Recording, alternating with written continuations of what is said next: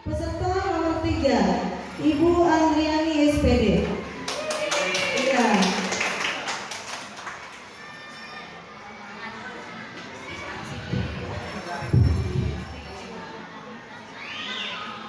Saya peserta nomor 3 izin mempresentasikan tentang judul yang akan saya angkat pada hari ini, yaitu berbagi praktik baik melalui penerapan media Scrabble sebagai alat ukur peningkatan kosakata bahasa Inggris siswa di kelas 4 SDN Pandeglang 7. Di minggu kedua bulan April, laki-laki mendapatkan atau memperoleh kosakata hanya 10, perempuan 15. Di minggu kedua bulan Mei, laki-laki mendapatkan kosakata 15 dan perempuan di minggu keempat bulan Mei mendapatkan 20 kosakata.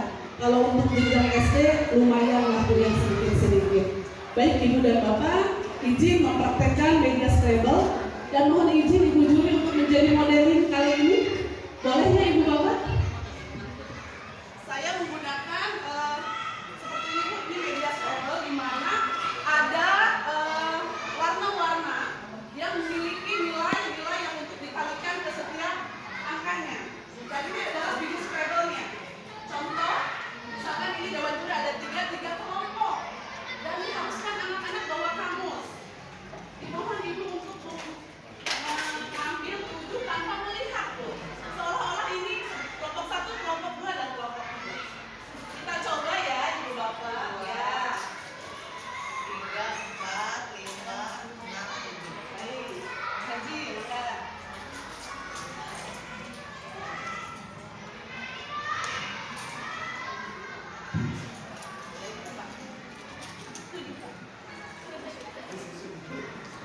Setelah anak memiliki atau mengambil huruf dengan 7 biji, saya sebagai gurunya akan membuat clue, membuat kata kunci dari bahasa Inggris. Saya coba di sini akan membuat kata white. Dan di tiap biji ini Ibu ada angkanya, nanti untuk dikalikan dan dijumlahkan. Bapak dimohon untuk menyusun angka, menyusun huruf, silahkan cari kata dalam bahasa Inggris sesuai dengan huruf yang Bapak punyai.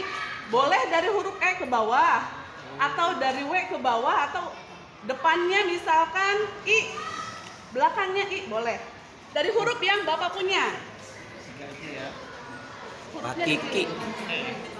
Kayaknya sudah ada Pak, jadi ya. Berarti saya pengen it. Oke, boleh Pak, itu ada A dengan T, kayaknya sudah ada. Ya. 2 aja ya. Oke. Karena saya lapar jadi saya pengen it. It, oh iya. Eat. Baik, Bapak penilik membuat kata it artinya makan. Huruf E ada angka 1, 1. A angka 1, 1 tambah 1, 2. Di sini ada warna abu-abu. Ada keterangan triple letter, berarti 3 dikali 1. 3 kali 1 berarti 3. Poin Bapak dengan kata it 5. Sekarang kita coba dekorir. Silahkan Bu, buat kata misalkan dari T ke sini boleh, atau H ke bawah boleh. Mana ini? Aku selesai. Mana? Ini H. Skornya ya Pak. Ini. Ya boleh yang dari W ke sini boleh Ibu, atau T ke sini boleh, atau belakangnya Ibu I ke sini boleh. Teteh ayah kian ya. Udah kini. Nah, aku cari huruf yang ini. Yang mana? Titik. Ini Pak. Oke. Nah, coba dulu. Hurufnya berantakan, gak ada yang masuk, gak ada yang pas. Yang ini. Kamu mau lari dari Berarti kali 2 kali 1, 2, 3, 4. Berarti skor Ibu 4. Bapak penilik bisa Ibu coba lagi.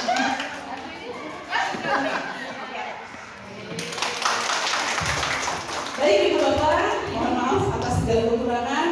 Demikian presentasi saya dari SDN Pandeglang 7. Bila kita wal hidayah. Assalamualaikum warahmatullahi wabarakatuh.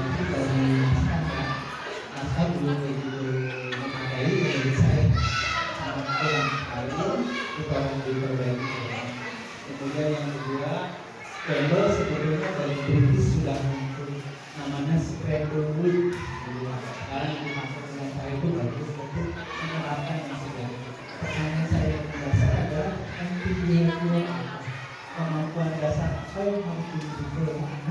ketika dia memanfaatkan itu.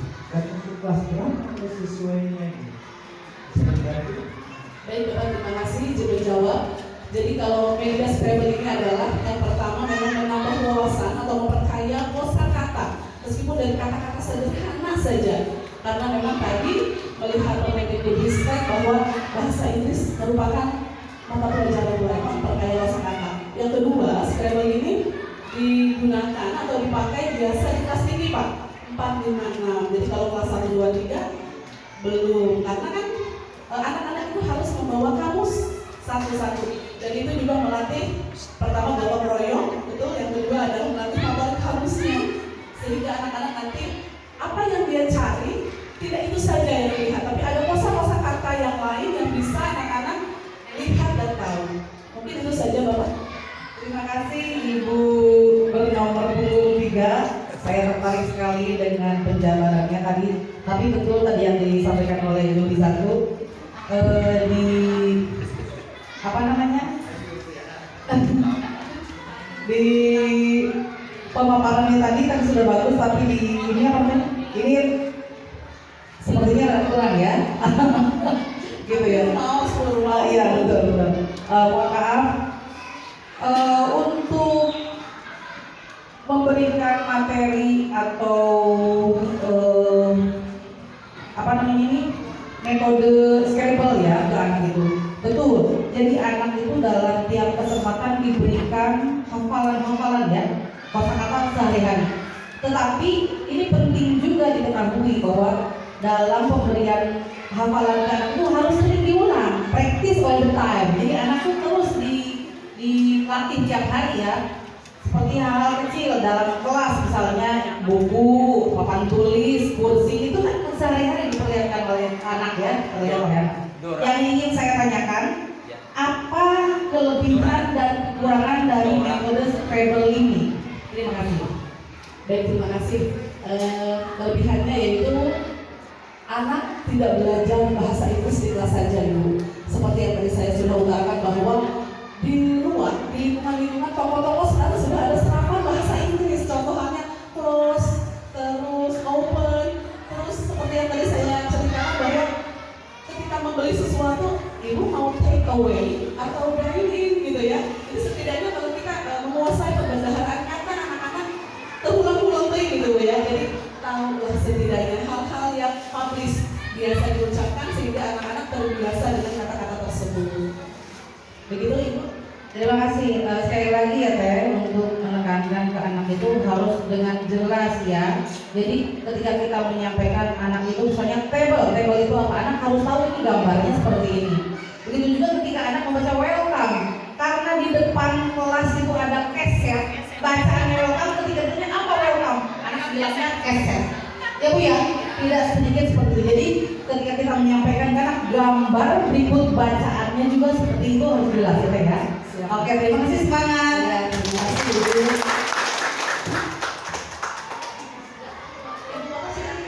Nomor peserta 4, Ibu Rika Saling SPD. Kepadanya disilakan.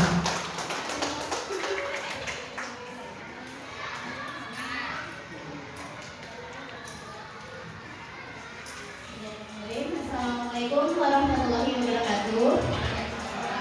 Perkenalkan, nama saya Rika Sari, saya dari SDN Baru 4. Langsung saja saya akan membahas tentang Rubas. Rubas itu apa sih? Rubas itu Rubik Budaya Nusantara. Seperti ini, Rubik Budaya Nusantara. Lengkapnya judulnya yaitu tentang efektivitas penggunaan media Rubas dalam meningkatkan pemahaman keanekaragaman budaya Nusantara pada pembelajaran pendidikan Pancasila kelas 5 di SDN Kadomas 4. Aksi saya di sini, saya membuat Rubas atau Rubik Budaya Nusantara yang setiap sisinya ini terdapat dari 38 provinsi yang ada di Indonesia. Nanti anak-anak dibagi menjadi kelompok kecil 5 sampai 6 kelompok. Nah, di situ nanti anak memainkan ini, lalu nanti dia melempar, dapatnya misalkan bagian ini Sulawesi. Nanti disuruh memilih 3 atau 2 provinsi. Nanti anak akan menuliskan pakaian adatnya, tarian tradisionalnya, rumah adatnya. Nanti contohnya di setelah akhir saya menjelaskan ya Dewan Juri, mohon maaf. Lalu refleksinya setelah saya melakukan ini, mengalami peningkatan 87%. Jadi siswa lebih aktif di kelas dan mengalami peningkatan yang luar biasa ketika refleksi. Buat Rubik. Nanti setelah ini sekelompok dilemparkan ya di pojok kelompoknya. Nanti dia saya mau pilih provinsi Sulawesi. Nanti di sini saya kasihkan ini juga ke anak-anak. Nanti dipotong sama anak-anak, Pak. Nanti ditulis rumah adatnya apa, makanan khasnya apa, pakaian adat apa, tanda daerah. Sebelum saya ke sini, saya juga sebelumnya presentasikan ke anak-anak tentang materi ini beserta seluruh gambar dari 38 provinsi yang ada di Indonesia. Jadi sebelumnya saya sudah ngasih dulu materi ini ke anak-anak. Setelah itu nanti kan anak-anak sendiri, anak-anak tempel. Nanti akan hasilnya seperti ini. Misalkan ini Provinsi Maluku Utara. Rumah adatnya apa? Bisa dibuka seperti ini.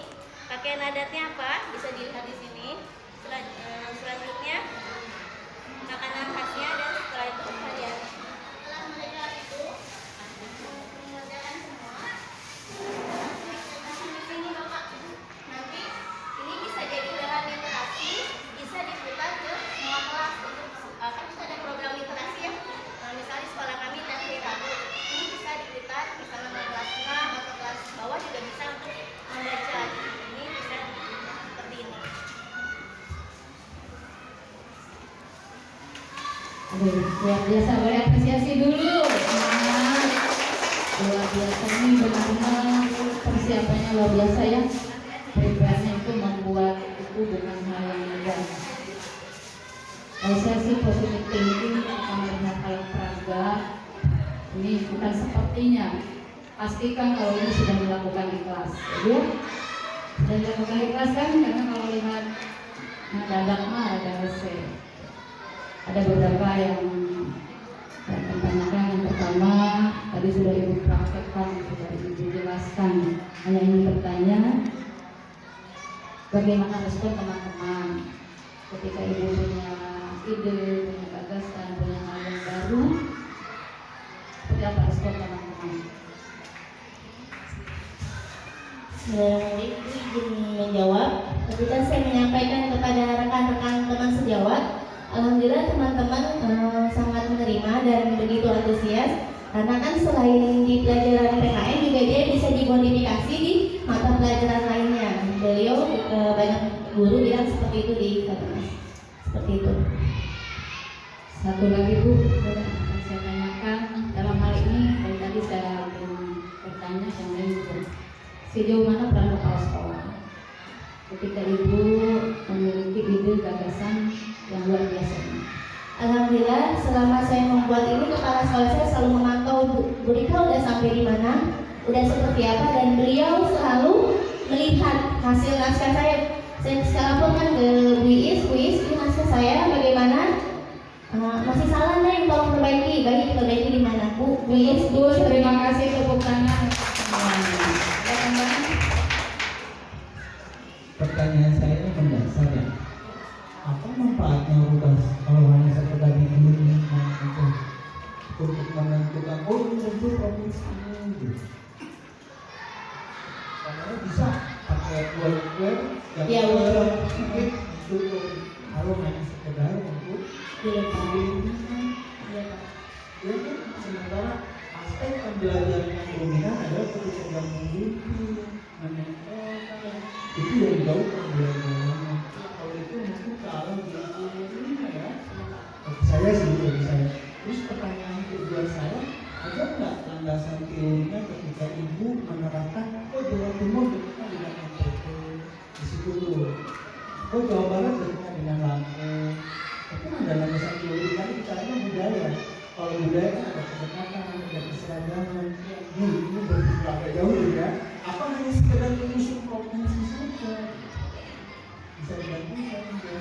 Oke, yang kedua dulu ya Pak. Ya, emang ini saya baginya kan 38 provinsi ya Pak. Hanya membagi 38 provinsi. 38 provinsi. Apa menentukan ada kedekatan budaya, keragaman budaya, hanya urutannya saja. Ada Pak, misalnya kan kalau daerah Sumatera kan ini kan dia hampir sama nih ya kayak modelnya Papua dulu deh. Papua kan sama nih kayak pakaian Honai kan ya. Papua Honai gitu kan. Satu provinsi, satu pulau. Satu pulau gitu di sini gitu Pak. Saya lihat ada Iya. Jawa Barat, Jawa Timur, yang dekat Iya, karena itu tadi nggak muat Pak di Google Serang. Karena kan 38 provinsi Pak. Saya kira ada dasar teorinya Tidak. yang Jadi memberikan oh ini di sini. ya, ini kan gugus-nya ada 6 Pak. Jadi dibagi 6 Pak. 38 dibagi 6 ya. Seperti itu Pak. Jadi ya. Jadi biar muat Pak ini biar muat 6 provinsi-provinsinya, makanya saya bagi 6 provinsi di sini. Lepas darinya. Ya seperti itu Bapak. Sebenarnya ini kan anak mulai pagi ini Pak kan dia bergantian ya Pak ya, maksudnya ada toleransi gitu kan, toleransi untuk bergantian aku aja, kamu aja kan biasanya ada yang kepingin aku aja sih ya, udah kamu aja, jadi biar mereka bekerja sama gitu dalam iya Bapak seperti itu. Iya Bapak, terima kasih. Assalamualaikum warahmatullahi wabarakatuh. Presentasikan Nobelnya, kemudian akan diingat oleh peserta nomor 5, Ibu Nabila SPD. Kepadanya disilakan. Tepuk tangannya Bu, biar tegang ini. Saya tegang, penasaran. Ternyata pilihan dari judul-judulnya itu sangat luar biasa. Nah, dari semalam aja udah mikir ini besok apa sih dari judul ini? Inilah ya. Jadi saya juga ikut terpukau ini ya. Enggak Bu Nabila.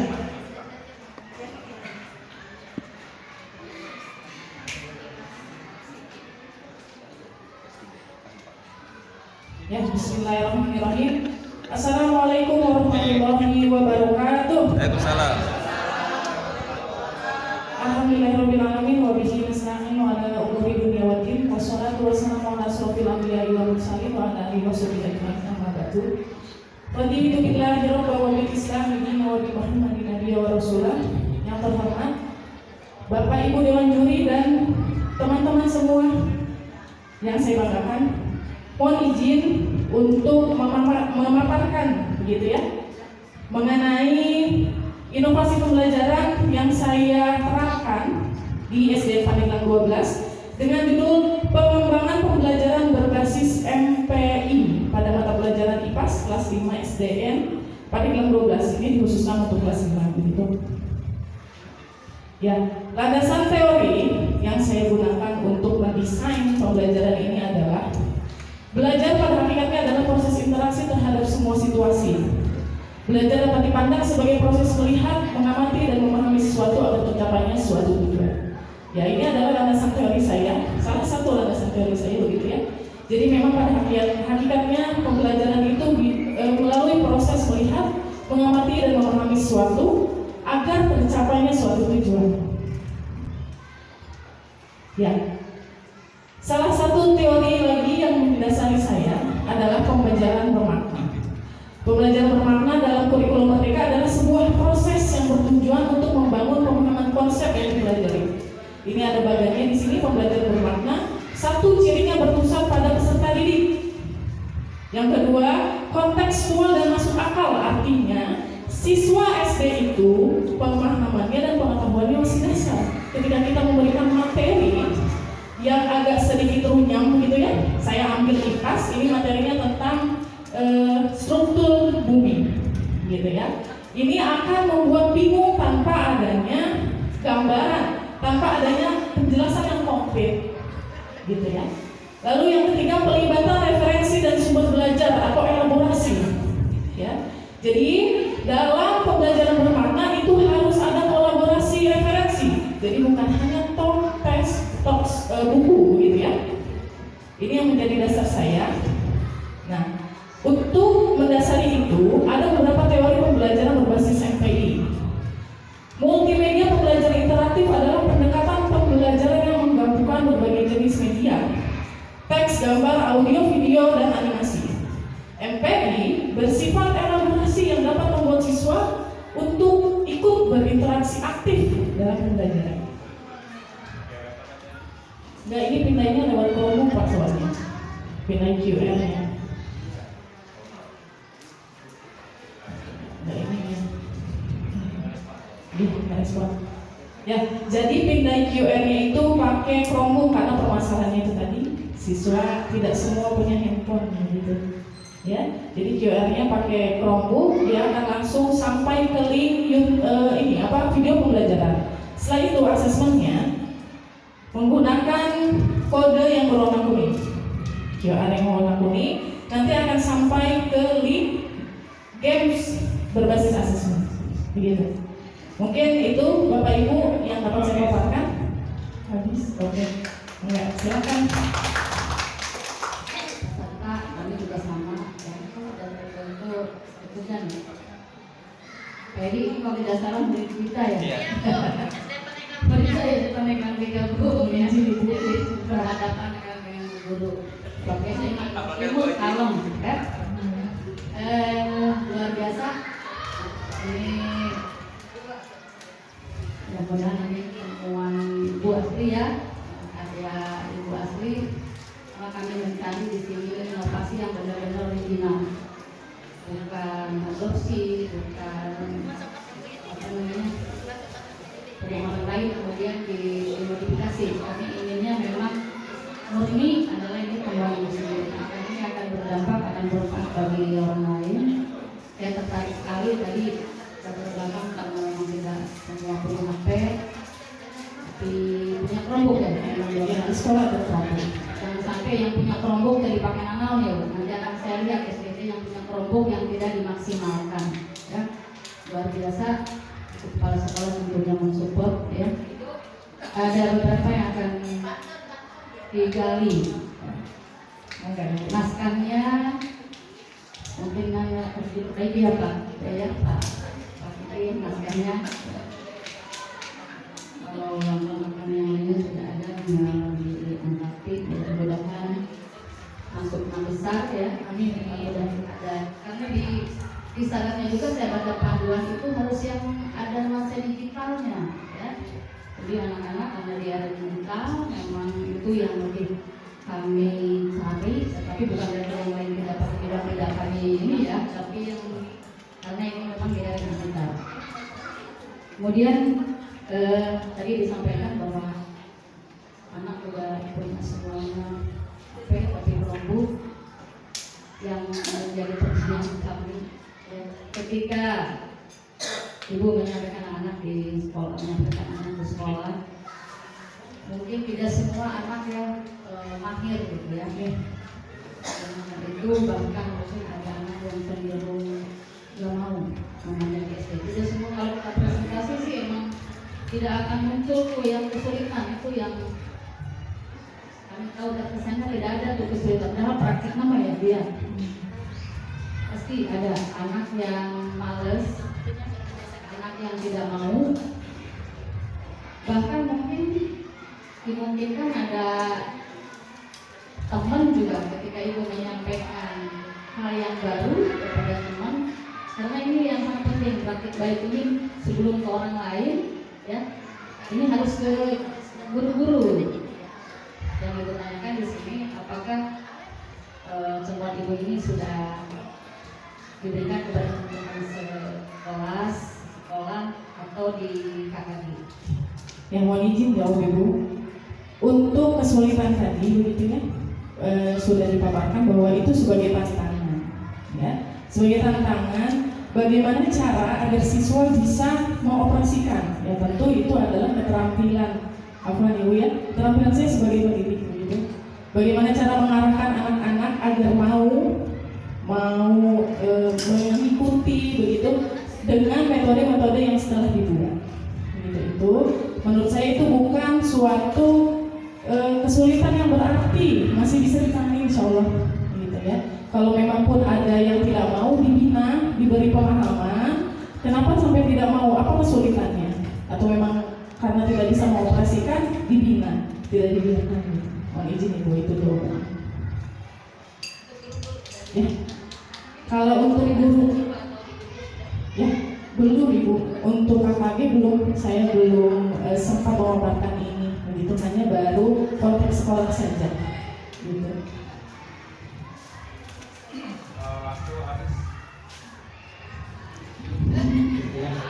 Pertanyaan saya, yang Ibu gunakan itu barcode atau QR barcode. Kenapa menggunakan QR barcode?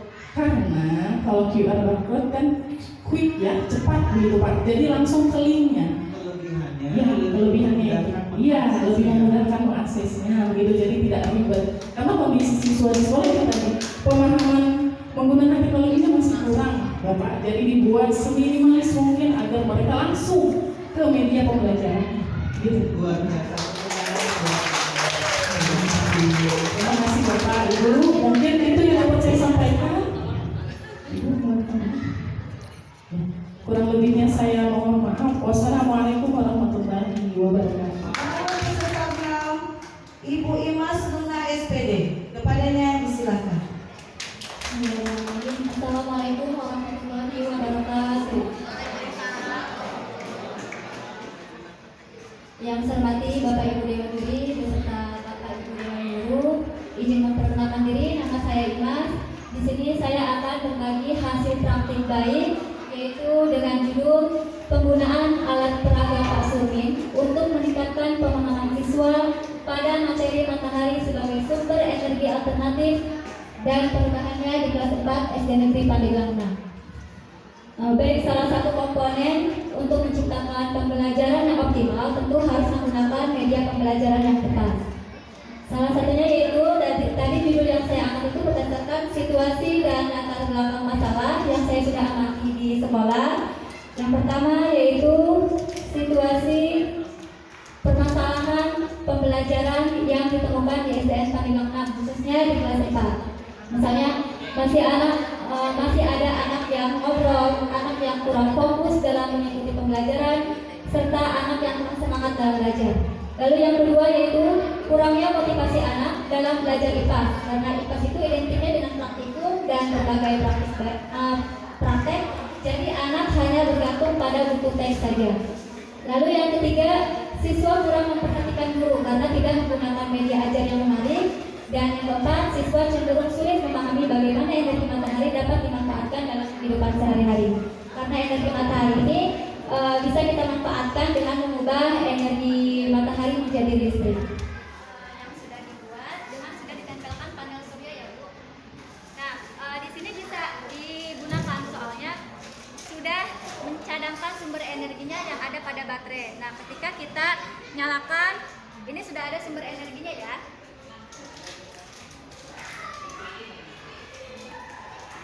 Lampunya menyala.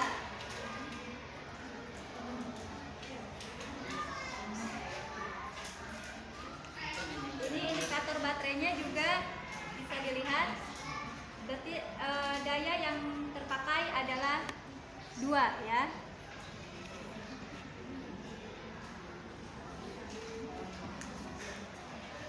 Mungkin itu saja Bapak Ibu. Kalau untuk pembelajaran sana kita menggunakan panel surya secara langsung dari matahari.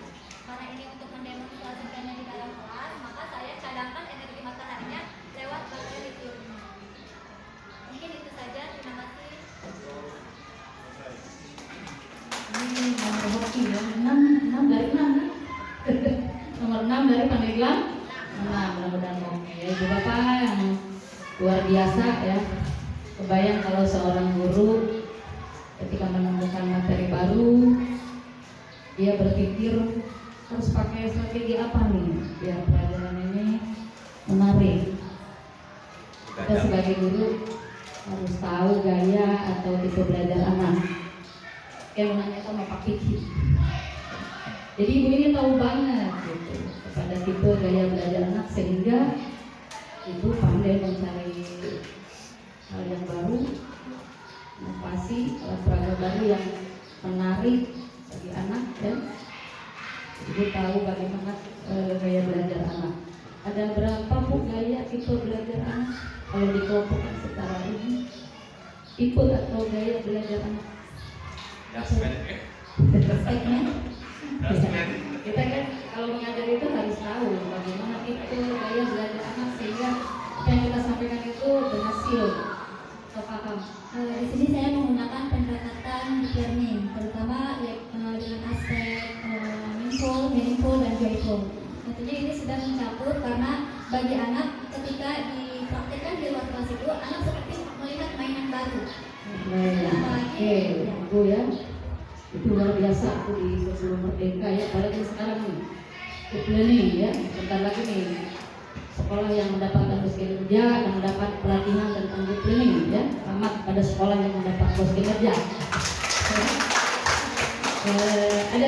Ada tiga tipe gaya belajar anak ya bu ya. Yang pertama audio visual dan kinestetik. Sehingga ibu ini pandai mencari alat peraga yang memang disenangi oleh anak-anak. Itu yang pertama. Yang kedua, refleksi ibu. Ketika anak mendapatkan materi dari ibu dengan menggunakan alat peraga ini, apa kira-kira kesan anak setelah mereka melakukannya dengan imunitas?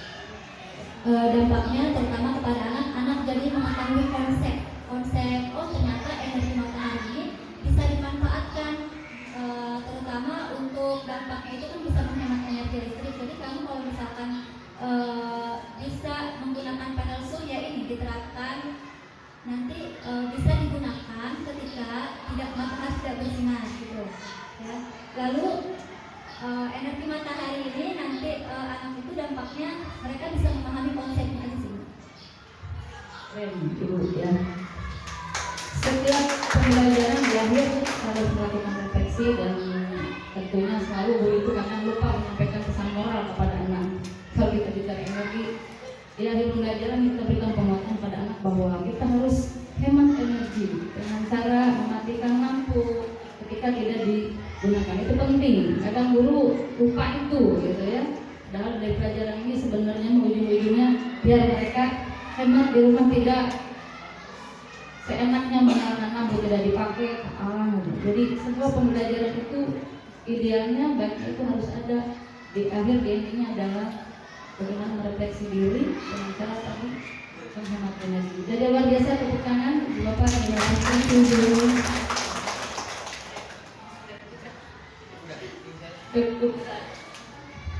Jadi terima kasih. Masih ada waktu? Dan pertanyaan saya yang apa Ibu? Kalau ini kan media yang saya gunakan untuk di kelas mendemonstrasikan itu saya. Tetapi setiap kelompok saya bagikan ke panel untuk anak merangkai sendiri. Maaf, ada di belakang dulu. Jadi siswa melakukan. Iya, jadi yang buat siswa itu mereka langsung keluar lapangan untuk melihat percobaan langsung dengan sinar matahari, apakah kipas itu akan berputar atau lampu itu akan menyala. Dan itu berhasil karena saat praktik itu cuacanya cukup cerah, jadi anak bisa langsung memahami percobaan itu. Berarti yang dilakukan adalah demonstrasi atau percobaan? Demonstrasi dan percobaan, tapi sumber energinya sudah tersimpan di dalam batu. Apa bedanya sih demonstrasi dan percobaan? Kalau percobaan demonstrasi kita memang melihat memperkenalkan alat peraganya langsung kepada anak-anak dengan mencoba memperagakan siswa ke depan. Saya dibantu dengan siswa untuk mendemonstrasikan dan memperagakan kerja panel surya. Oke, terima kasih. Demonstrasi dan percobaan ada bedanya. Jadi saya ingin menambahkan. Terima kasih. Terima kasih Bapak. Mungkin sekian presentasi dari saya. Kurang lebihnya mohon maaf. Wabillahi taufiq wal hidayah. Wassalamualaikum warahmatullahi wabarakatuh.